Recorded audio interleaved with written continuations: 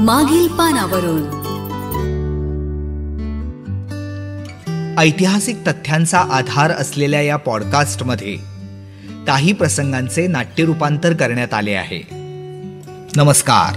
मागील पानावरूनच्या आजच्या भागात मी ओंकार आपल्या सगळ्यांचं मनपूर्वक स्वागत करतोय. आपले मित्रमैत्रिणी आपल्याशी त्यांच्या आयुष्याबद्दल बोलत असतात. आपल्याला असं वाटतं की आपण काही गोष्टी समजून घेतोय, पण काही गोष्टी समजून घ्यायला आपल्याला प्रयास करावा लागतोय. माझी एक मैत्रीण आहे, वैवाहिक आयुष्यात अत्यंत त्रासलेली आहे. खूप वर्ष तिनं नवऱ्याचा, सासूचा त्रास सहन केलाय. ही कमवणारी, नोकरी करणारी आहे बरं का, पण तरीही तिला काही कारणांमुळं त्या वैवाहिक बंधनातून बाहेर पडता येत नाही आहे.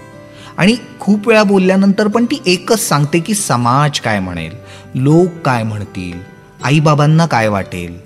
आता तिचं हे वाटणं चुकीचं आहे असं मी म्हणणार नाही, पण आपण स्वतःच्या अस्तित्वाला काही किंमत देतोय की नाही असं ज्यावेळी माझ्या लक्षात येतं त्यावेळी मला आठवतात रखमाबाई.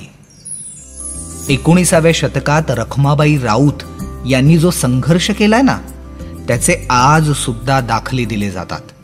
रखमाबाई यांचा बालविवाह झाला होता आणि सज्ञान झाल्यानंतर शिक्षण घेतल्यामुळं त्यांना स्वतःबद्दलची जाणीव निर्माण झाली आणि त्यांनी पतीबरोबर जायला नकार दिला. त्या म्हणाल्या की मी लग्न केलं त्यावेळी मला काहीही कळत नव्हतं, आता मला स्वतःचा विचार करता येतोय, त्यामुळं मला हे लग्न मंजूर नाही. पुढे रखमाबाई यांच्या पतीनं कोर्टात केस दाखल केली आणि केसचा निकाल रखमाबाई यांच्या विरोधात लागला.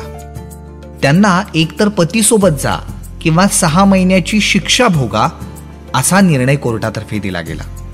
आता याविरुद्ध पण रखमाबाई यांनी विविध ठिकाणी दाद मागितली. त्या पोहोचल्या थेट राणी व्हिक्टोरियापर्यंत आणि मग शेवटी काही पैशांच्या मोबदल्यात त्यांना या विवाहाच्या संबंधातून मुक्ती मिळाली. हो, कायदेशीर मुक्ती मिळाली. त्यांची ही केस त्यावेळी भारतभर काय पण इंग्लंडमध्ये देखील गाजली. भारतात त्यांच्यावर, त्यांच्या कुटुंबावर अनेक ताशेरे ओढण्यात आले, अपशब्द काढले गेले, खूप वाईट साईट बोललं गेलं. मी म्हणतो रकमेचा हा वरचढपणा त्या कोर्टाने मान्यच कशाला करायचा? काय होणार अशानी? आमच्या पोरीबाळींवर काय परिणाम होईल याचा हे काही कुणी लक्षात घेतलंय का? अहो, त्या रकमेला चांगला काळ कोठडीत बंद करून टाका. त्या चोरांना, व्यभिचार करणाऱ्यांना जी शिक्षा देता ना तशीच शिक्षा देऊन टाका बरं तिला समाजात बाहेर मुक्तपणे फिरून देता कामा नये. अहो, हा व्यभिचार आहे, तुम्हाला लक्षात कसं येत नाही? आणि तिला सहाय्य करणारे तिचे ते वडील, हो, तिचा तो सावत्र बाप सखाराम अर्जुन, त्याला तर भर चौकात फाशी दिली पाहिजे म्हणतो मी. कशाला करतोय सहाय्य त्या मुलीला? नकोच नको, हे घडता कामा नये. यांनी अनाचार माजेल. नको नको नको नको नको. मी म्हणतो तिच्या घरावर कसा बहिष्कारच टाकला पाहिजे. पण रखमाबाई या कशालाच बधल्या नाहीत. त्यांना माहिती होतं त्यांना न्याय मिळवायचा होता. त्यांना नको असलेल्या वैवाहिक संबंधातून मुक्ती मिळवायची होती. त्यामुळं तत्कालीन नियतकालिकांमध्ये, वर्तमानपत्रांमध्ये त्यांच्याबद्दल अत्यंत वाईट शब्दात लिहिलं गेलं, पण त्याचा त्यांनी काहीही परिणाम करून घेतला नाही. त्यांना माहिती होतं शिक्षणामुळं त्या सुजाण झाल्या होत्या, त्या स्वतःबद्दलचा विचार नीटपणे करू शकत होत्या आणि म्हणूनच त्या ही केस ठामपणे, खंबीरपणे लढू शकल्या. त्यांच्यामुळंच संमती वयाचा कायदा 1891 म्हणजेच एज ऑफ कन्सेंट 1891 तयार झाला, मंजूर करण्यात आला. एका महिलेच्या संघर्षामुळं, न्याय मिळवण्याच्या या धडपडीमुळं पुढच्या काळातल्या अनेक महिलांना योग्य तो न्याय मिळण्याची संधी निर्माण झाली.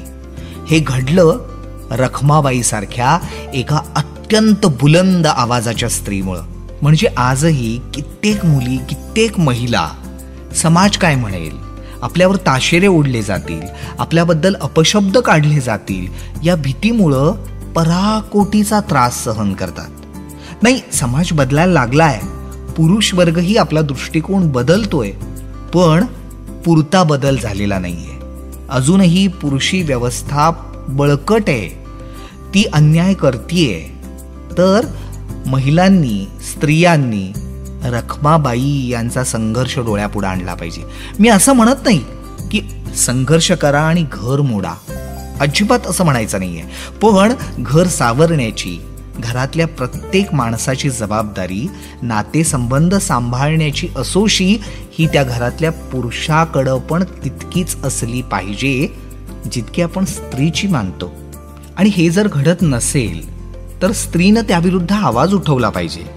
म्हणजे सामोपचाराने बोलून, वेळोवेळी समजावून सांगून जर गोष्टी घडत नसतील तर कायद्याचं दार ठोठावलं पाहिजे, कुणालाही न घाबरता, कुणालाही न बिचकता.